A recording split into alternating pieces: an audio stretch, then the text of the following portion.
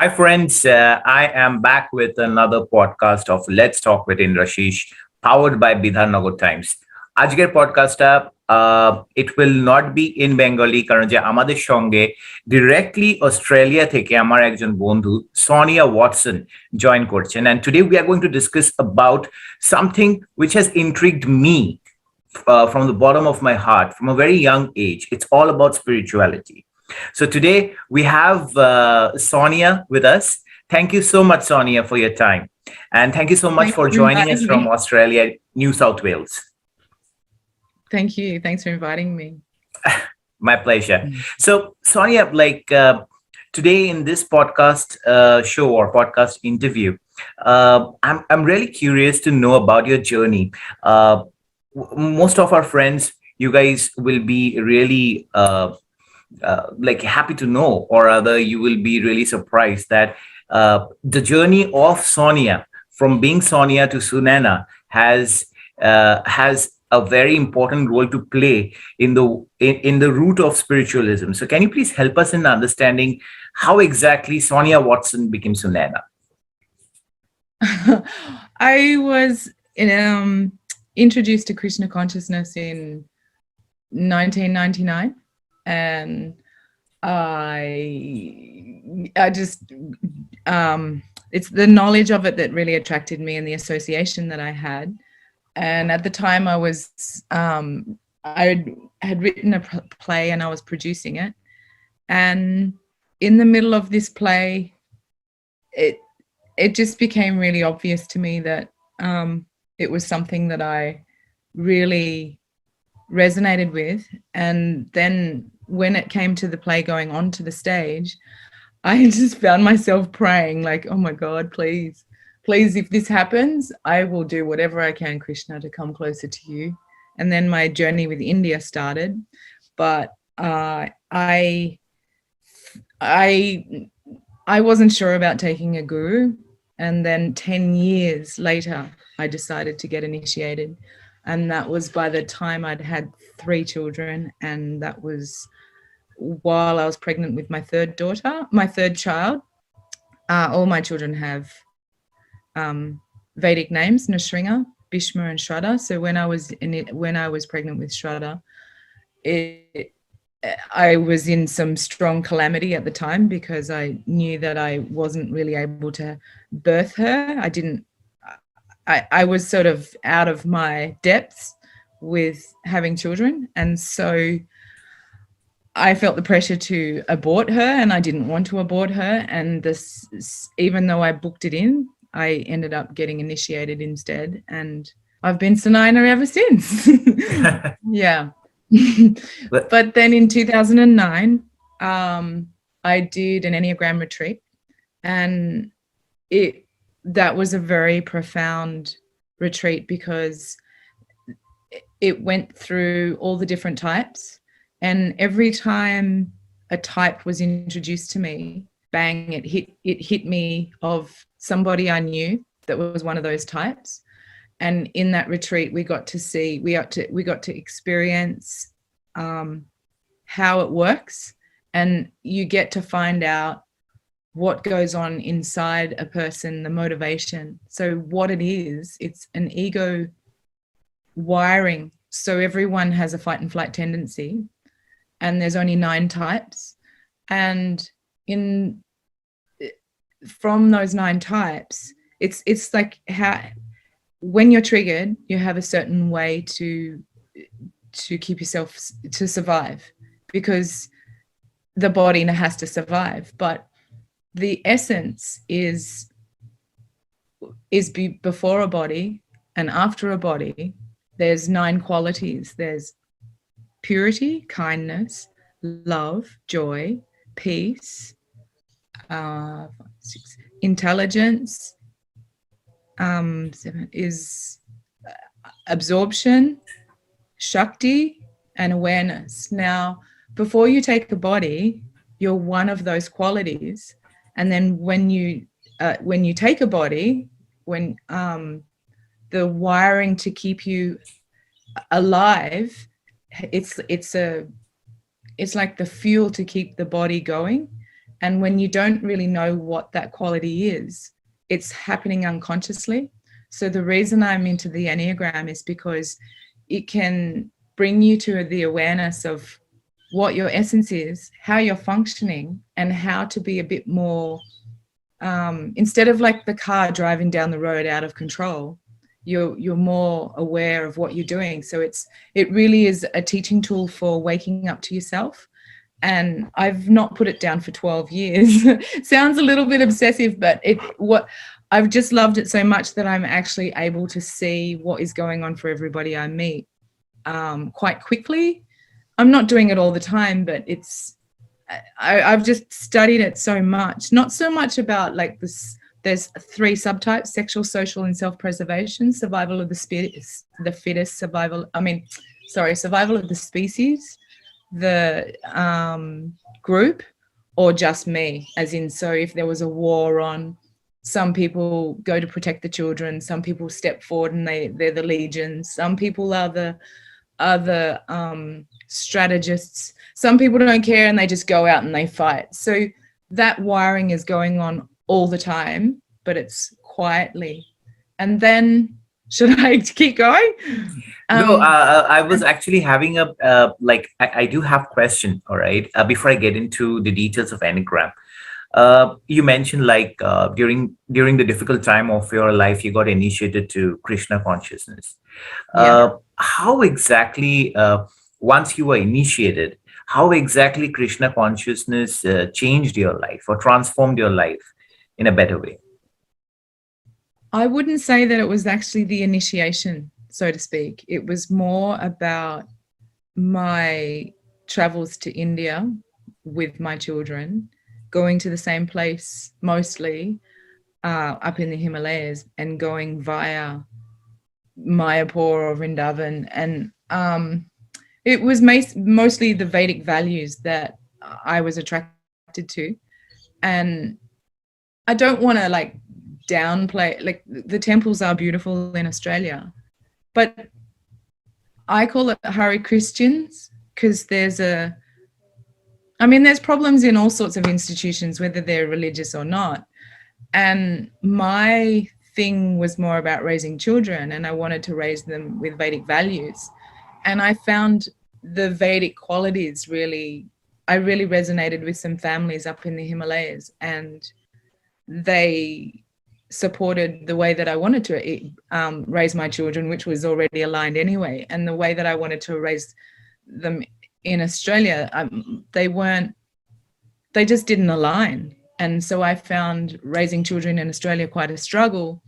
I mean, I had the beach and there's all these beautiful things, but I think I'm Indian on the inside, you know, when you understand karmas and sanskars. And the circumstances of my children's birth were really crazy. Like Nara is born on Srila Prabhupada's appearance day. I labored through Janmashtami. Bhishma was born on Father's Day, and Shraddha was born on Diwali. So and the circumstances of my firstborn's birthday was in the doorway on dusk, onto the lap of his father, onto an Ashringa t-shirt, with an umbilical cord around his neck. He's a Leo in the West, in the Chinese. He's a Leo in the Western, and he's a snake in the Chinese. It was just all a bit weird, right. And they all came with a dot on the third eye. So it's just an indication that we've all had some Vedic history in another time. Right. So what exactly, it seems like you were well aware of the Vedic history even before you got initiated. So at what age did it all start? I mean, I was in my Saturn return in 28. I was 28 doing that play. And my first son's father, I was friends with him, and he joined the temple. He'd been traveling around the world, and he'd been at the temple in Cape Town and in London. And he just seemed very insistent that I learn Vedic knowledge. So every time I hung out with him, like we lived together, and he didn't join the temple. And then he joined the temple and he became a brahmachari. Well, he wasn't wearing saffron, but he just was so insistent that I learn Bhagavatam. And every time I saw him, he was just constantly telling me about Vedic knowledge. So I got a lot of downloads from him. And then, crazy things happen. I mean, I lived in Byron Bay, and Byron Bay is kind of like the tourist mecca of Australia. And it doesn't run like other Western places. Of course, it's still in the West, but they always say back in the day in Byron Bay, but back in the day in Byron Bay, there were it was known as sort of Little India. So it had a different way of functioning, still Western, but a little bit integrated with some of the Indian values. Like everyone in Byron Bay did yoga, and so it wasn't a rarity for always devotees in the main street, Rath Yatra, all this. So there's and the temples are not far from Byron, up at a mountain called Mount Warning. So there's a big community of 3 temples up near Mount Warning, a big community of devotees, and because of the tourism in Byron, there were a lot really doing Harinam, but it wasn't so much that. I mean, I definitely resonated with the holy name, but it was more India in itself, in its organic way of sharing it. Like I find the Western way is a little bit sort of different from Indian ways, Eastern ways. It's different, yeah. Just different. Right. So Nana, when you came to Himalayas, you said that you traveled to Himalayas, and out here in India, most of us, not many of us do visit Himalaya. It's kind of a mystery for many of us, and we believe that Lord Shiva and Shakti that we were discussing, those energies are out there. So you mentioned that you have also been to Mayapur. They're out there and in there. They're inside. Yes, as well. absolutely. So what I am asking is that when you visited Himalayas and when you visited Mayapur, these are both the places are in India. Did you feel any difference in the kind of energy in both the places? Any difference in the energy? Of course, like the first time I was completely innocent in the sense of I didn't know anything about Krishna consciousness, only that I prayed that this play would be a success, and it went off. Like it was really successful.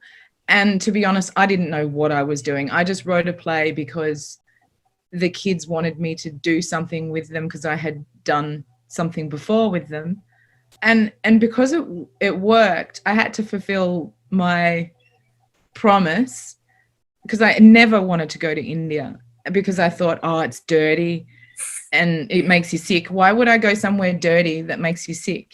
But after the play was a success, I realized the way to get closer to Krishna consciousness was to go to India. So the first place I went was the Dham, Sri Chaitanya Saraswat, which is Srila Govinda Maharaj. He gave me this name, but he's passed. And I went to that temple, and yeah, my first time in India was in Calcutta, and I went, wow, hell really does exist. And I wanted to go home, but I stayed, and I then went to Mayapur. This was for Gaura Panim, and I just thought Krishna consciousness was this, it was just a bunch of hippies up on the hill chanting, and I knew that it was from India. But then when I went to Mayapur, oh my God, this was the ISKCON temple. And, I know there's a lot of undercurrent things that go on there too, but it was like 2 football fields full of devotees all chanting Hare Krishna. If that doesn't get you off, I don't know what does. I was blown away at the devotion and the sounds. For me, it's always kirtan and that vibration. And so I did do temple, or it does me. I was in the whole celebration for 6 weeks, and then we went to Vrindavan, and this was before children, so I could go really deep. I could as a Westerner who doesn't really know anything, but you know, I was up at Mongalati and chanting, but I continued my practice because living in a temple wasn't for me, because I'm not Miss Puritan on every level. Like, it's no illicit sex, no meat eating, no gambling, and no intoxication. And that all seemed a bit stiff, especially coming from the West. So I bumped into a friend after it, and her and I went up to Dharamsala, and it was an organic village life. That's what turned me on, was having Tali on a cow shit floor around a fire. That's my thing, you know. And the people it was family life, temple life, family life. You know, there's a difference. So temple life is for getting into doing sadhana and for getting into kirtan and having that regulation. But I needed so didn't you family feel life. that there were restrictions? Did it go well with you? Because, you know, it's quite clear that Western Everything culture went and Eastern well. culture is quite different. Yeah. Sorry, I didn't mean to interrupt. Yeah.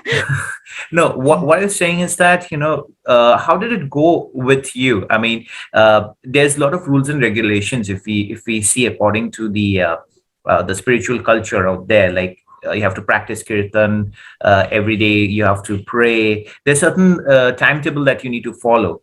And, you know, when you are coming from absolute freedom, so when you were introduced to this kind of lifestyle, was it difficult for you to get accustomed to it? How was it? No, because it was like diving into an ocean of, I'm going to use their jargon, of nectar, and and I stayed in long enough to. I was really very, very strange when I came out of the temple. I could see what the teaching was showing me. As soon as I stepped out of the temple, I just saw more demonic influences. Like, I could see the desires of men looking at women's breasts, and I could see it was just all, yeesh, it was horrible, actually. And then that's why I needed to get up to the Himalayas, because my friend said, let's get out of here, this is too busy, and I know a good place. And she's married to an Indian man who they were just really good association, and they just knew a good place. So we went up to Dharamsala, and instantly it was like going home as well. So I mean, I know you're asking, it's just one's for one. I'm not the type of person that would be able to live in a temple full time, Right. but I completely appreciate the purification process. So my mind wasn't able to understand what had happened to me. Only that when I came out of the temple, I'd obviously purified my system so much, but my mind didn't know how to deal with it. And I was like, what is going on? Everyone's just horrible, not like demonic. Everyone's like lusty. So actually, just back to the Enneagram, the ego qualities, I just said kindness, joy, Right. I just said. So the other side of the Enneagram types, purity runs on anger. That's what blocks it. Kindness is blocked by pride. Love is blocked by deceit. Joy is blocked by envy. Peace by avarice. Intelligence by doubt. Absorption by gluttony. Shakti by lust, and awareness by laziness. So I could see the layers of other people that hadn't purified themselves, but I didn't understand that I'd purified myself, but I just saw all this density, as in I could see the lust in people. I could see, and it freaked me out. And then, I don't know if I'm meant to say this, but I just had a joint, and I just relaxed. And then my friend said, let's get out of here. So we went up and it was just like more ordinary, because I was raised in nature, and my father brought biodynamic farming to Australia. So I was already raised in farm living, and I had a very sort of organic upbringing. So being in the Himalayas around village people, it just made a lot of sense to me. I've always liked Right. fires and going to the water, just natural stuff. Right. So, and I just resonated with the people. Right. So I have one question now. Let's head towards Enneagram. Now you mentioned like there are different qualities or for different sections of Enneagram, and it's blocked by negative qualities. Now, when you were introduced to the world of Enneagram, where exactly did you start studying about it, about the details of I that? did a retreat in Byron Bay again, Byron Bay, and a, it went all day, every day for, I don't know, I think it was 2 weeks. And then the following year, there was another one. And then there was sort of like what we're doing now. Back then, we would meet only on the phone, and we would get given books to read just so we could go deeper each time. But it was definitely for the purpose of seeing what your shortcomings were in yourself and how you're avoiding waking up to yourself. And I mean, back to the sort of institutionalized jargon, it's like a Mayavadi philosophy. And I had already really into Krishna consciousness. So, but that aside, it helps you to see your inner workings of how, like when you're introduced to your own type, most people make the assumption that what they're feeling and the way they behave is what's going on for most people. And So until you actually when you're see, talking about own type, what exactly you mean by that? well, there's 9 types. And in the Enneagram, I'm a type 8, which means I'm Shakti is my essence, as in my spirit, but in a body, I'm wired with a fight and flight tendency called an ego. Like the body and the ego are the same thing, and has a fight and flight tendency, which runs on lust. So I got to see my qualities, and in the retreat, we also had videos as well to see what other 8s were doing. And he used me straight away as the example of the 8. So straight up, I had to get up on the stage and talk about how I see things. And then it runs exactly in accordance to the 8 thing. And then they did it with every type.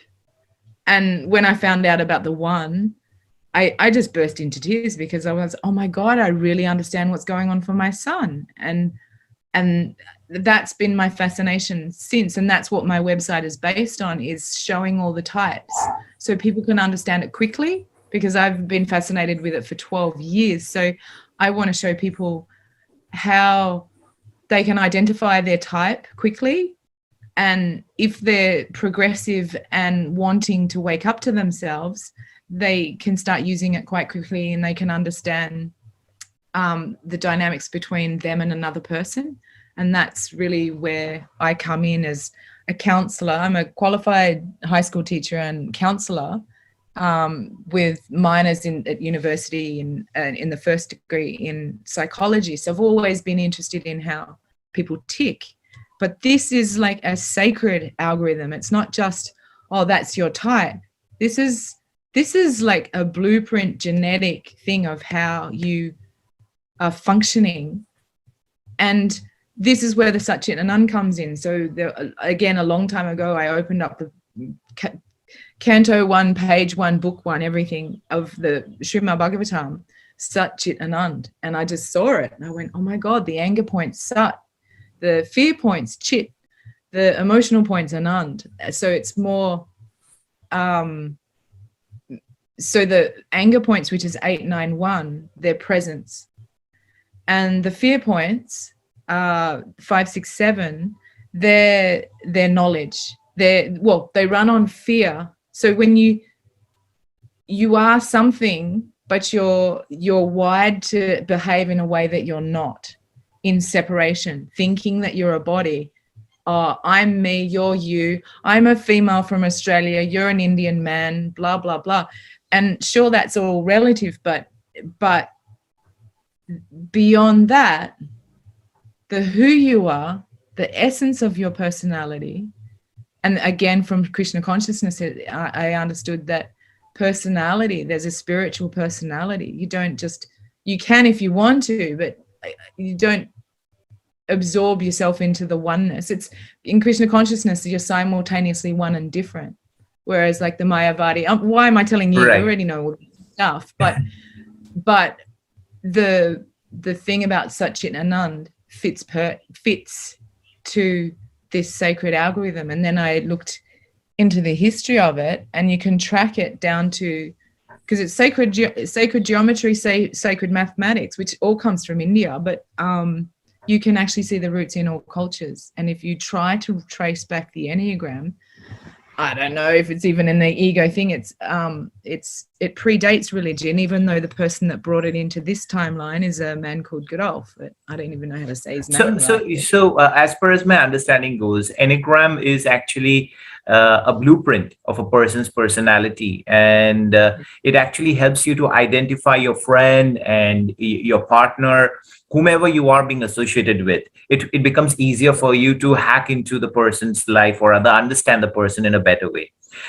So how do you identify, in the sense, like, let's say, for example, I'm personality number, let's say, 9. Yeah, you're 9. All right. So, it's a little bit like there's a poodle and there's an Alsatian. There's a Rottweiler. There's a bulldog. Or if it's more like a car, because the body's like a car, it's like there's a Land Rover and there's a Ferrari. It's not that obvious, but when someone's stressed out and carrying on about something, that's really when you can tell. But when someone is just really, really zen, it's much harder to tell, because they're closer to their essence.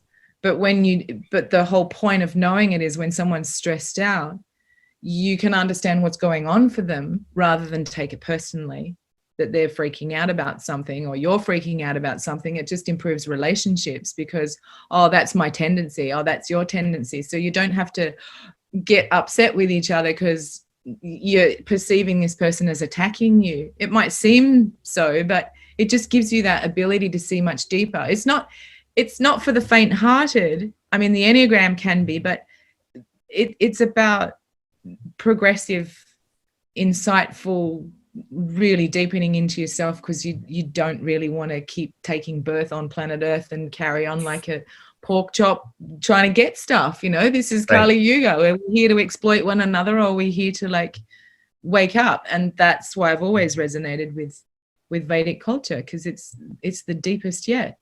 Right. So I believe it actually helps you to work as a healer as well, because, especially after pandemic time, or rather whatever difficult situation which we are going through, most of us are going through depression and kind of mental ailments. And, out here in India, I don't know about Australia, out here in India, depression or mental ailment is kind of a taboo subject. So people are not really comfortable coming forward and discussing. So do you get cases where you're contacted by individuals who are going through depressions, and do you help them by using Enneagram to get out of the situation? Of course. I'm a counselor. A counselor, and I work one-on-one with clients, but I have actually been postponing it because I really have wanted to get my website together. I'm also building another business. And can I share my dream and my vision of what I'm trying to do with it? Absolutely. Please go ahead. So you're saying, of course, I could just go for the money, and just take on clients and book myself up and just exhaust myself doing one person at a time. And also that does turn me on. But my dream is I wanted to live in India since 99. And from thinking it was hell on earth to going, I really want to live here. And then I got back to Australia, and then I was pregnant, and then bang, bang, bang, all these children came through me. And but all the time I've wanted to be in India. And so, I've raised them there. But now that my kids are older, the only thing that I haven't fulfilled in this life is my career, but it's also very, very related with sadhana and sangha and spiritual awakening. So this website is to introduce to I was gonna share the steps. What I want to do is a retreat, same like the one that I went to, but again different as well, because I understand now that we're all, because I'm a strong, if anyone that's friends with me on Facebook, they know that I'm very much into the Course in Miracles, A Course in Miracles by Jesus, and which is a lesson a day on showing you how to undo your ego.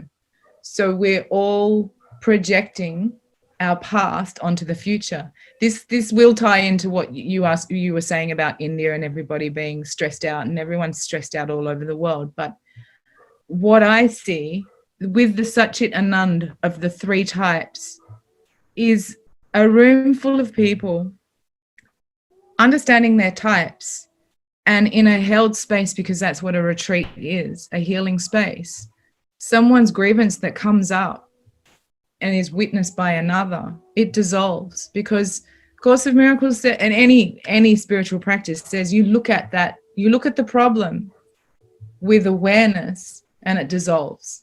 So if let's say I was terribly wounded by someone that looks like you or that reminds me of you, but I know that you're not the person that did that to me, but I'm triggered just by meeting you, and something's going on, and I'm not liking you for some reason, but I know that you're not the person that hurt me that you've reminded me of. So in a shared space, that it's called conscious countertransference. So me knowing that you didn't hurt me, but you remind me of someone that hurt me, in a shared space, that moves from unconscious into conscious. And in a shared space, I can go, well, you remind me of this guy that rah, rah, rah, rah, and I can give my grievances. But because it's for the purpose of healing, you just see it and don't take it personally, because it's not you, and it just dissolves. So I'm wanting to organize people by firstly introducing the types, then they understand their type, and then anything is welcome into that group, just like in Sangha, like how I did it in when I first went into Enneagram retreats, where whatever the problem is, that everyone's got a knot that's binding them here in grievance of why they see a world in separation, of hostility or whatever it is, because the ego ranges from suspicious to vicious and attack and defense. And the ego and the spirit are not even in contact with one another. So Esther Hicks would call it the quantum. There's so many words you could go for it, but it's all the same, that shared collected conscious space of what you really are. In that space, when someone brings a grievance or a pain or whatever, it can come up, it can be met by another, and it actually really does heal. Have you ever heard of family constellation? Yeah, I guess I've read about it in an article. I've done a family constellation thing before, and it's very powerful. So it's a little bit like a family constellation where, my mother did this, my father did that, and then they choose someone to be your father, or you choose them. I can't even remember, it was that long ago. And you can resolve stuff. So say if you've got a dead parent and you've still got a grievance with them, some pain, some hurt, you can resolve that. And Robert Saboda goes into that in his books, like the Left Hand of God and the Agora books. I don't know about how you can resolve sanskars and karmic. So that's your karmic blueprint, and you can resolve sanskars or problems with others. But then, I'm going really deep, but I just mean what I've done before on a user-friendly, more narrow perspective, like the person that's helped me build my website. She has she might have had some family dramas, and I was able to tell without even meeting her partner at the time, the father of her children, I could tell what he was, and then there was some calamity, and I was able to help her navigate her through that. And then she's telling me some problems going on with her children, and I can tell without meeting the children why the dynamics are. And So how do because, you identify that? Let's say, for example, you're talking to a person with a personality type, let's say 5. So does it mean that number 5 will be attracting number 8?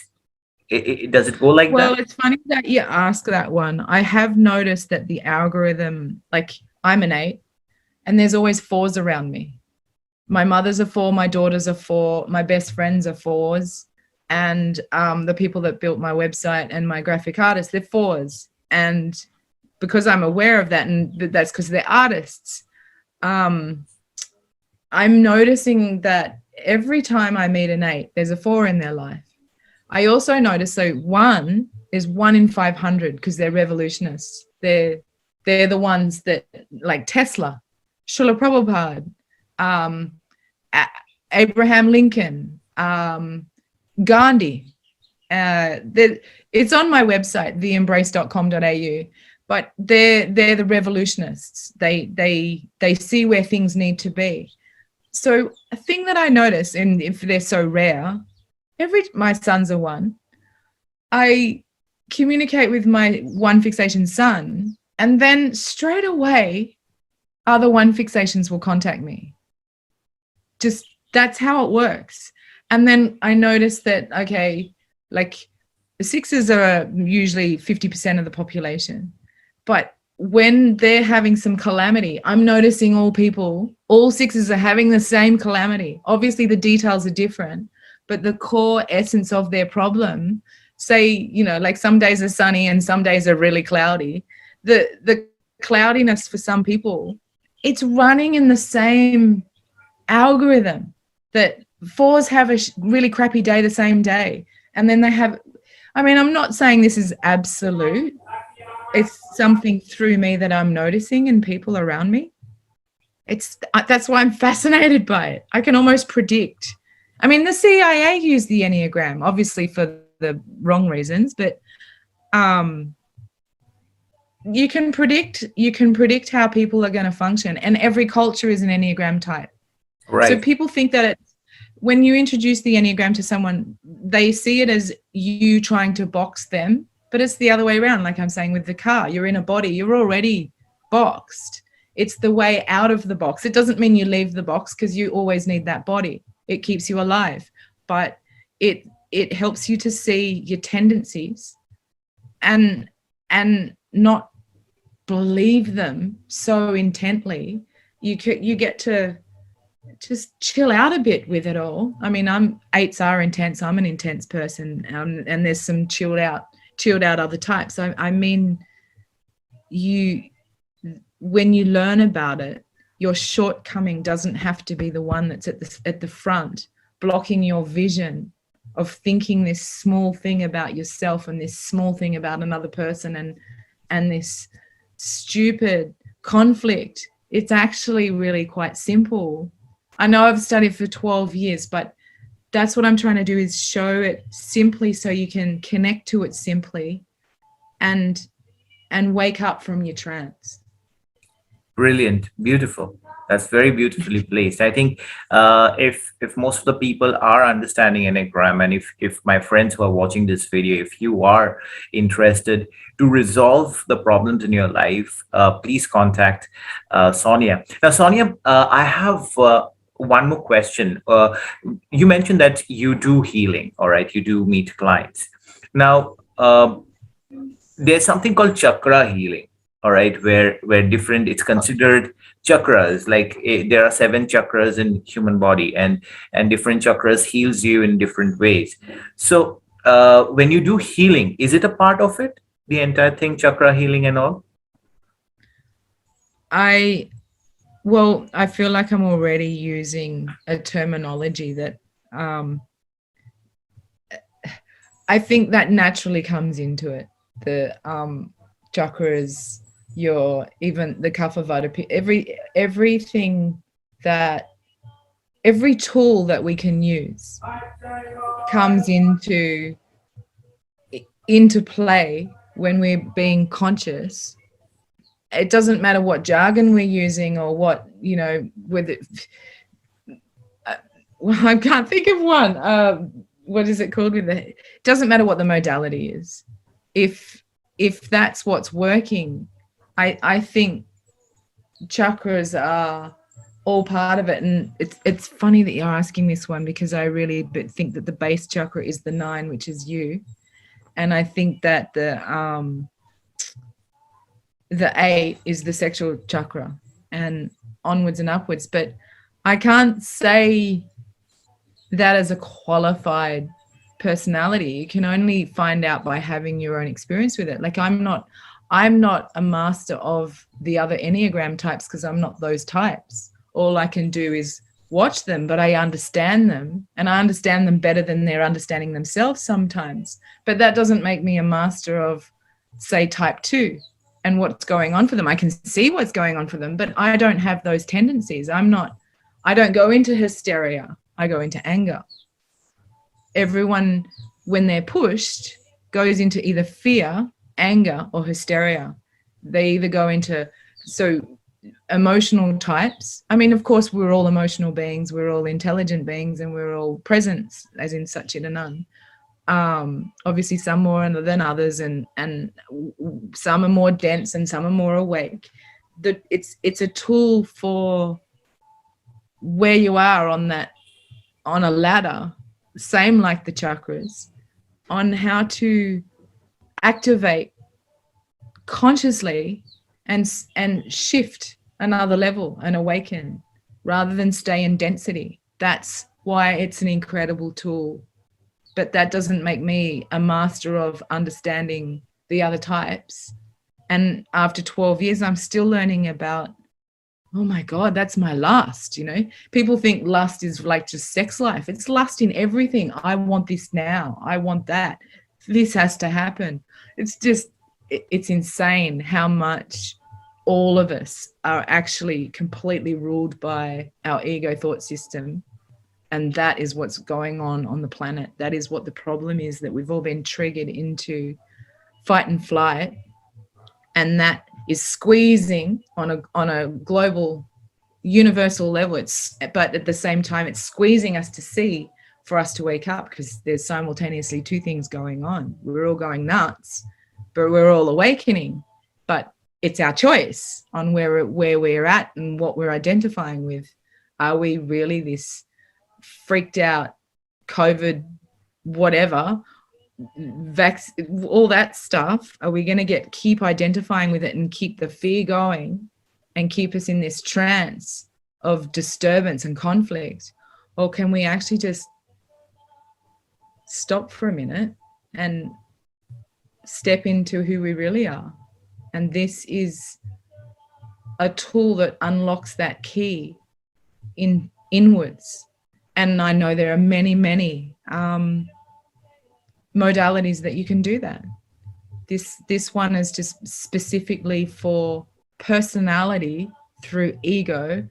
And I guess because of my practice with Krishna Consciousness and the Course in Miracles, they just go all really, really well together. Right, absolutely. So the peace that we actually look for, or the happiness that we look for around us by purchasing luxurious stuffs and doing this and that, is actually inside us.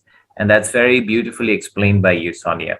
Well, we are running short of time right now, and thank you so much for sharing details about Enneagram. I got to learn a lot. Can you share your website address once again, please, where we can check details?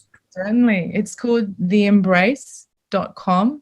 It's all lowercase, obviously. theembrace.com.au.